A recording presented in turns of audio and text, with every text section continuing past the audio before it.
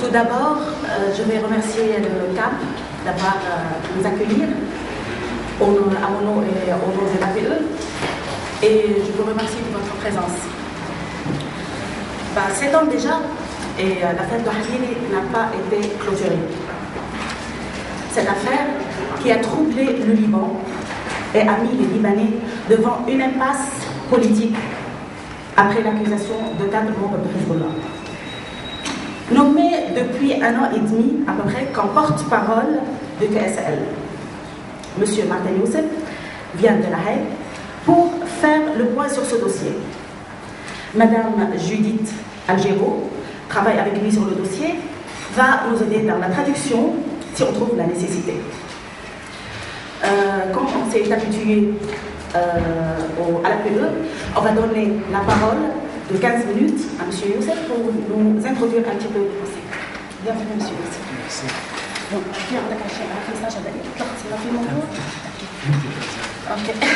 bonjour tout le monde. اعذروني انا هحاول اتكلم يا اما بالعربي او بالانجليزي. عربي. عندكم مانع ان انا اتكلم بالانجليزي عشان في برضه زملاء بس بيتكلموا انجليزي. Qu'est-ce que vous désirez? Parce qu'il y a la traduction pour... si M.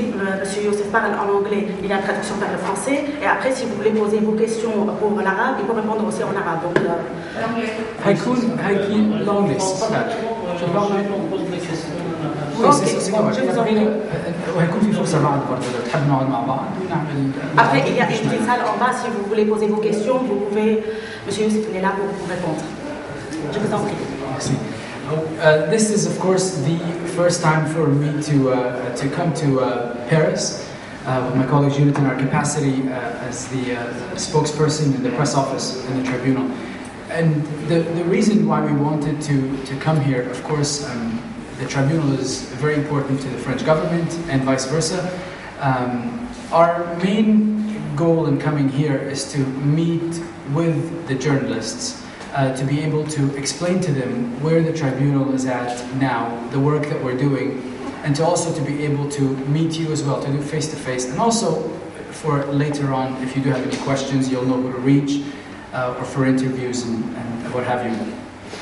Where we're at now in the tribunal is, and I'm not going to go so far back because I'm sure you're all aware, but where we're at now is that on the 13th of June, there is a hearing in the trial chamber in The Hague, of course, in the Netherlands. And what this hearing will explore is going to be an opportunity for the defense to challenge, the defense team, to challenge the jurisdiction and the legality of the tribunal. Of course. Oui, alors le 13 juin, il va y avoir une séance dans le siège du TSL qui va se baser à écouter des arguments de la défense et du procureur sur la juridiction et la compétence du tribunal spécial pour le Liban. Well, as you all know, the tribunal was set up by a decision from the Security Council using Chapter 7. Chapter 7 basically gives the UN Security Council the authority if they see, to form a resolution if they see an incident is a threat to international peace and security. I don't represent the defense team, I want to make that clear, and I don't represent the prosecution, but I'm just going to give you a brief summary of what the defense is arguing. The defense team who are appointed to represent the accused, they're arguing that the decision to set up the tribunal was politicized, and that in fact the February the 14th, 2005, while the attack on the February 14th, 2005, while tragic, should not be considered as a threat to international peace and security. And the reason why the Security Council reverted to using the threat to international peace and security clause is because they could not get an agreement with the Lebanese government at the time. I'm sorry if this is getting a bit too detailed, but I can explain. Alors, les équipes de la défense argumentent, ils ont fait une motion qui argumente que les conseils de la sécurité abusaient leur pouvoir quand il a utilisé l'article 7 du charte de l'ONU pour établir le tribunal. Elle dit que même s'il était un événement tragique, ça ne posait pas un danger pour la stabilité du Moyen-Orient en général. And so on the 13th, there will be an opportunity for the prosecution to also challenge that motion.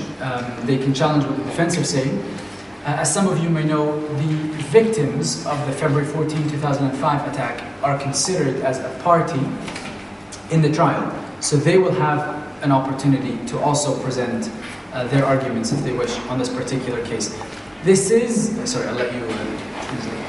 Alors, la séance va donner aussi l'opportunité au procureur de répondre à ces motions et aussi aux victimes participant à la procédure à mettre les observations sur ça. Et je vais ajouter que le 6 juin, c'est la date limite pour le procureur pour aussi déposer des arguments écrits. Donc, vous pouvez trouver ça sur le site le 6 juin. This is, of course, something very common that happens in all of the tribunals, international tribunals, where the defense have an opportunity to challenge the jurisdiction. That being said, I don't want to undermine the arguments that the defense are making, because obviously they are very legitimate, and so the judges will decide. I'll let you do that and then I'll talk about it a second. C'est une procédure très normale dans les